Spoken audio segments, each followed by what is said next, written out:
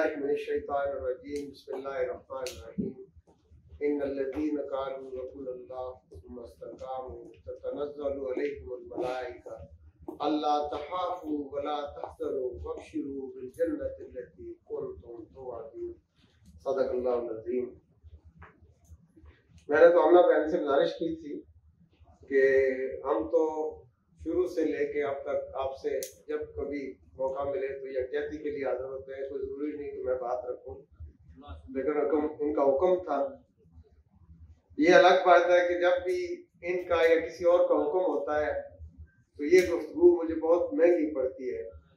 मुझे याद है कि 3 साल पहले इस्लामाबाद होटल में एक सेमिनार था डॉक्टर आफिया सिद्दीकी के बारे में। तो सराजुल हक सदारत कर रहे थे और एक तरफ आमना बहन बैठी थी और दूसरी तरफ डॉक्टर फौजिया सिद्दीकी बैठी थी।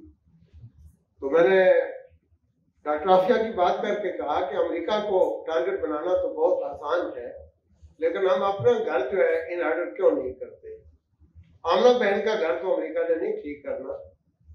इसके बाद फिर मुझे वो ले गए और बहन कहने पे मेरा बड़ा मजाक उड़ाया। बड़ी एक स्क्रीन पे मेरी वो तकरीर 6 मिनट और कुछ सेकंड की थी दिखाई गई और बार बार वो जो कर्नल साहब थे, यकीनन कर्नल ही होंगे, उन्हीं का चलता है सारा यहाँ, तो वो खासा मजाक उड़ा रहे थे कि ये बहन है आपकी। तो क्योंकि बहुत सारे लोग आ गए जिनको कोई तारीख पता नहीं। मैंने कहा आप शायद जानते नहीं है, वैसे तो ये सारी हमारी बहनें होती हैं।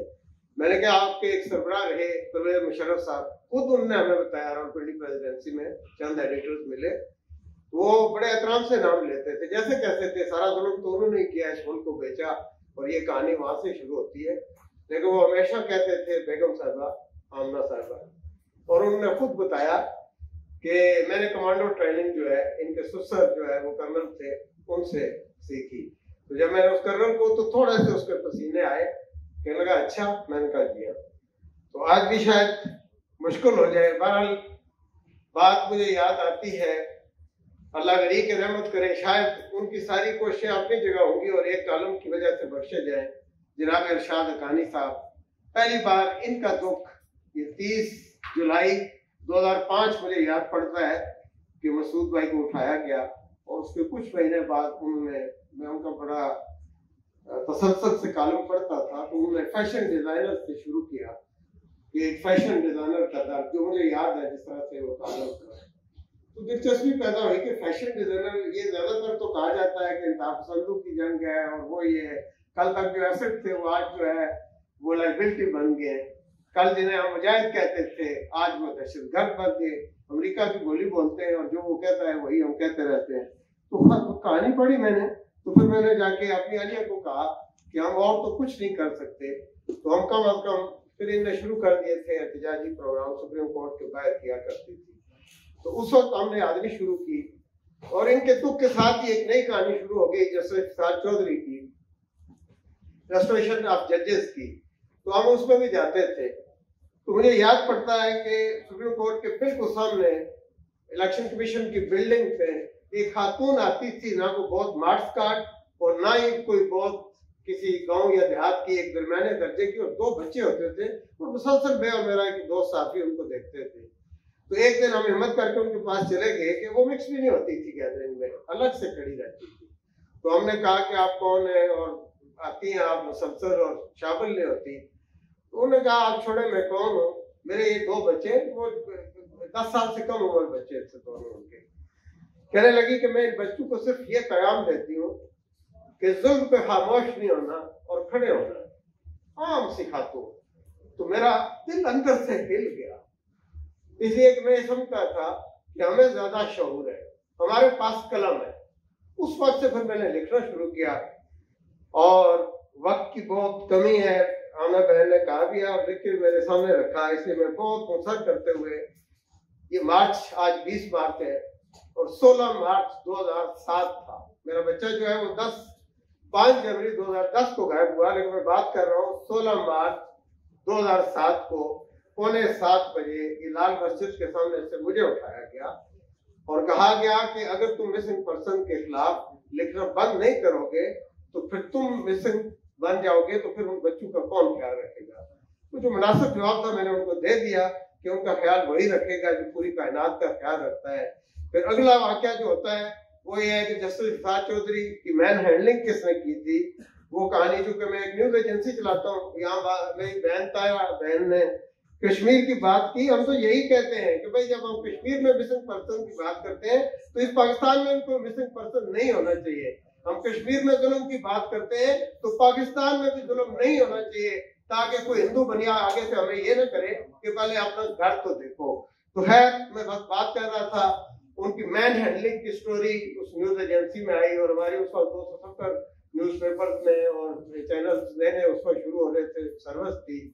तो सुबह 9 वक्त में वो लीड स्टोरी थी और डेली टाइम में भी नजम सेठी ने छाया की कि वो पुलिस ने नहीं की थी, किसी और ने। ये तारीख थी 18 मई 2007, यानी ठीक 3 महीने बाद। 3 महीने पहले मुझे उठाया गया, फिर मुझे कदीर खान हॉस्पिटल के सामने जदोखौफ किया गया और बेहोशी की हालत में वहां फेंके।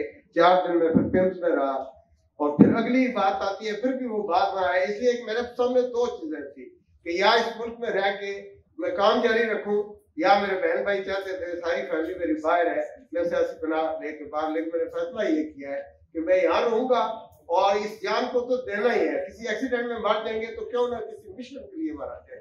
फिर मैंने अपनी जदोजहद जारी रखी और जदोजहद जारी रखते हैं तो आपको कुछ बोलना पड़ता है, लिखना पड़ता है। ये कहानी, उसके बाद फिर एक और कहानी आई किसी ब्रिगेडियर साहब के साथ जंग में, सेशन चौक में एक बदतमीजी कर दी वकला ने।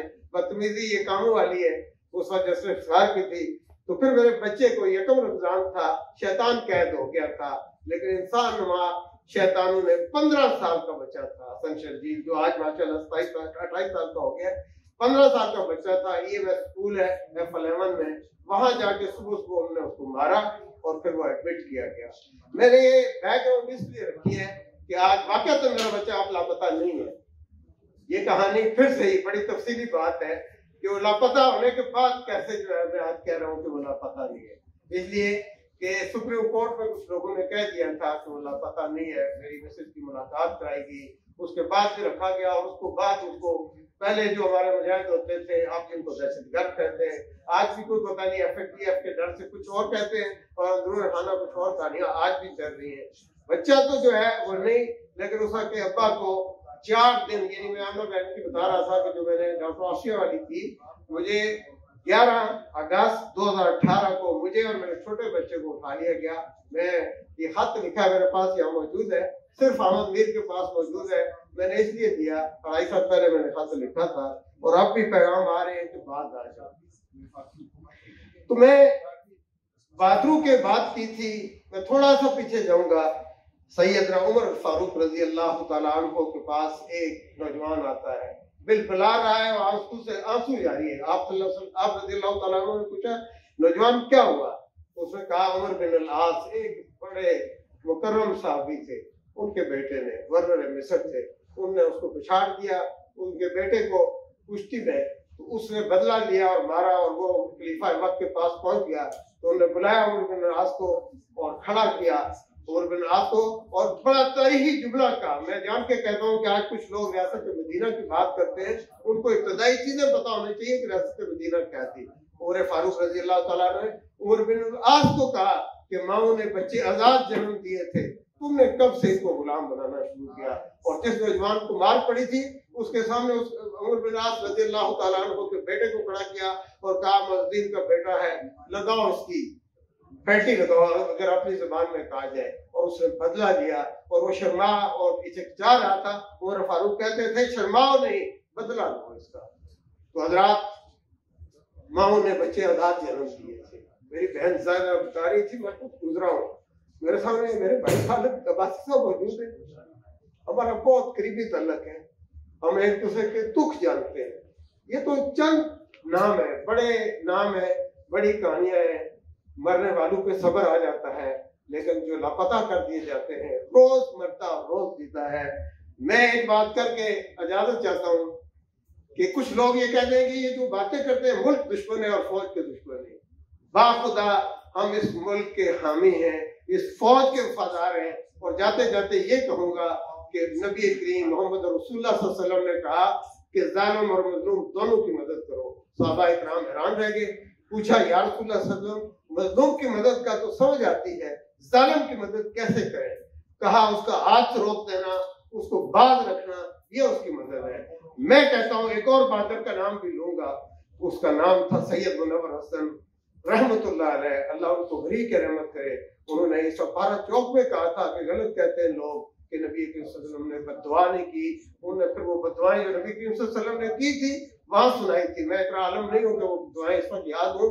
मैं कहता हूँ जनाब कमर बाजवा को, मैं कहता हूँ जनरल फैज को, और जो कोई MI का है, और जनाब इमरान खान जो फातिमा बिन्त मोहम्मद की बात करते हैं कि पढ़ो जरा तारीख को।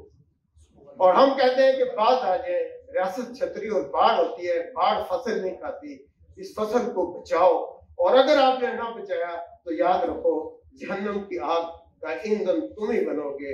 आओ एक बार फिर कहता हूँ कि अपने इस घर को इनाडर करें। बड़ी कुर्बानियों के बाद ये पाकिस्तान बना था, कदर करें उस पाकिस्तान की।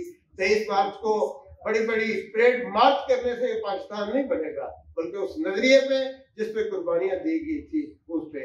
और वो लोग जो एहसास नहीं कर रहे किसी आमना मसूद का या जायदा का या खालिद अब्बासी का, याद रखें चिराग सबके बुलोंगे।